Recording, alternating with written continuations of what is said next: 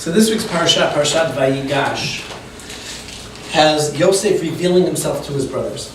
He reveals himself as Yosef. They're looking at the assistant king, this Mishneh Lamelech, the whole time. They're terrified of him. They don't see that he's Yosef the whole story. This story started 2 parashiyot ago when they wanted to kill him and they sold him.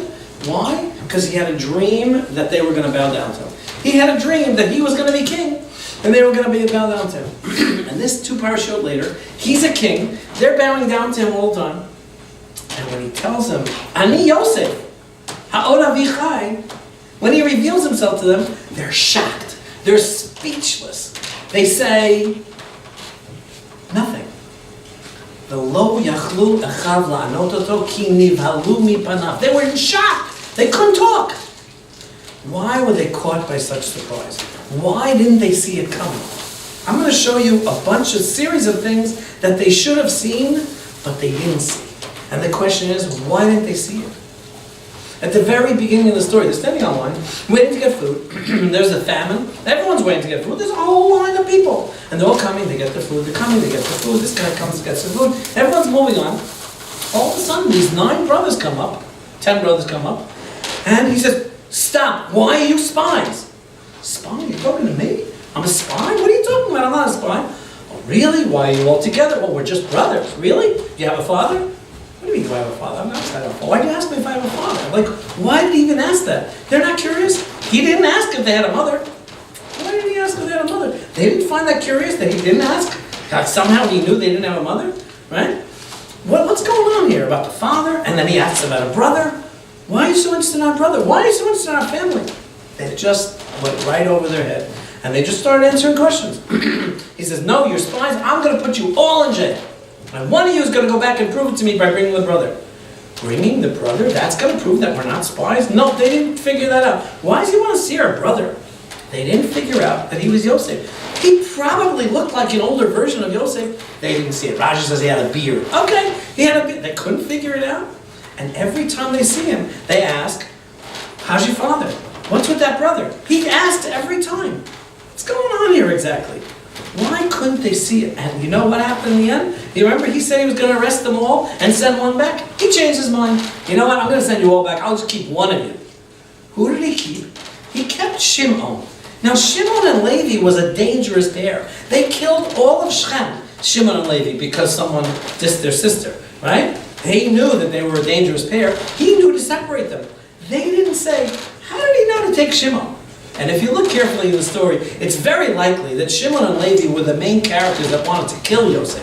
And he picked on him, Davka Shimon, to take him to jail. It didn't occur to them that, how did he know to jail Shimon?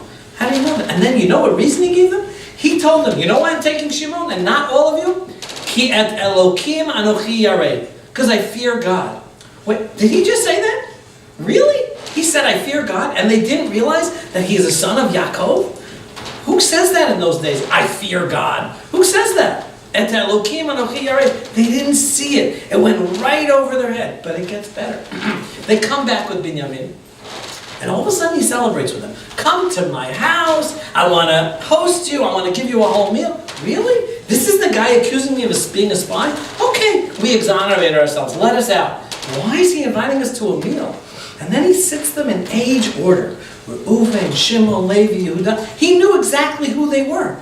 It says in the Pasuk, they scratched their heads. They said, how did he know that? But they didn't get the fact that he was Yosef. They didn't get it. And when they found out, they're shocked. But wait, it gets better. They get the money in, they pay for their food, and they get their money back. And then Binyamin's caught. They didn't catch anything. They didn't pick it up. And you know what the biggest thing is? He told them he was going to be king. He told them they were going to bow down to him. It's exactly what happened, and they didn't see it. How could it be that they didn't see it? I heard this thought from a friend of mine many, many years ago, and I think it's a true thought. All these questions just stare at you and say, how could they not see it? And they were shocked. They didn't see it coming. They were speechless. And it's a psychological idea that I think applies to many, many people. It applies to all of us. They wanted to kill Yosef because of his dream. They wanted to kill him because, who do you think you are? We're going to bow down to you? We're never going to bow down to you. They were so sure they were never going to bow down to him. they were willing to kill him. And they actually sold him. They tortured their father for 20 years and didn't tell him what happened to him because they believed there's no way we're going to bow down to him. They believed it with all their might. And the fact that they were wrong was staring him in the face, and they couldn't see it.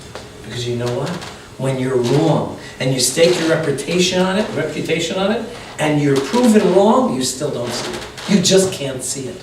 You just don't see anything wrong with you. It's someone else. It's someone else's problem.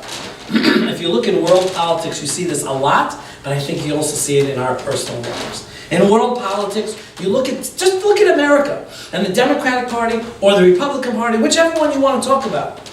Everything's a stalemate. They don't get anywhere. No one's doing anything right. No one's accomplishing anything except for extremes. The Democrats, when they're in charge, they do extremes. The Republicans, when they're in charge, they do extremes. No one's out for us, the people. No one's doing that anymore. No one cares about the country. They just care about their own agenda. And the fact that they're messing us all up is staring them in the face, and they can't see it. No Democrat really sees it. No Republican really sees it. But if they do, they're certainly not behaving like they see it. If you look at Israel politics, in 1993 we signed a peace treaty with our brutal enemy, the terrorist Yasser Arafat. Gave them territory, gave them certain rights. And over 1,000 Jews were killed in terrorist attacks. Bus bombings, terrorist attacks right and left after that happened. Terrorist after terrorist attack. And the orchestrators, Shimon Peres was a great leader of Israel. He did a lot. The whole reason Israel is a nuclear power today is because of Shimon Peres. The arms that we had in 1948, 1967, all from Shimon Peres. He made this one mistake of making this deal with the terrorists, with the PLO, and he, till his dying day, did not think it was a mistake. The fact that 1,000 terrorist attacks happened, 1,000 Jews were killed, he couldn't see it. He staked his reputation on this, and he couldn't see the fact. He would never admit that he was wrong, even though the whole world knows that this was a big mistake.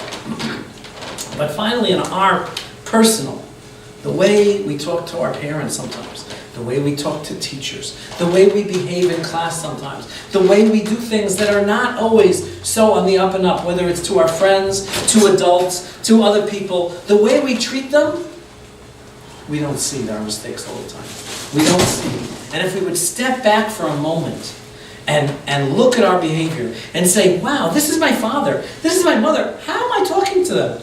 This is my teacher, this is my, how do we talk to them like that? Or how do we talk about a guy who's our age, even if he's not our friend? How can we say that to them or about them? How could we do this? How can we post this on Facebook about someone? Or whatever it is that we're posting, how can we do this? And we don't see our mistakes. We have a responsibility to ourselves to look at things objectively. And it's very hard to look at things objectively. It's very hard to see our own behavior, our own mistakes, our own failures, because we do it all the time. It's the way we talk to our parents, it's the way we talk to our teachers, it's the way we operate with people. Is sometimes we walk all over them and we don't see it. We don't see that we're wrong. Oh, it's the teacher's problem. It's my father. Oh, he doesn't understand me. My mother, she's so mean to me. We don't see ourselves in the equation often. And we don't see our mistakes. Real teshuvah comes from when we can look inside ourselves and we can re-examine ourselves. Let's not make the mistake that the brothers made about Yosef. Let's not make the mistake that all the politicians are making all over the world, that they don't see their errors and they don't correct them. We need to correct our behavior, both in our personal lives with our friends, our personal lives with our parents, our personal lives within school. We can correct it, we can do it, and we should. Shabbat Shalom.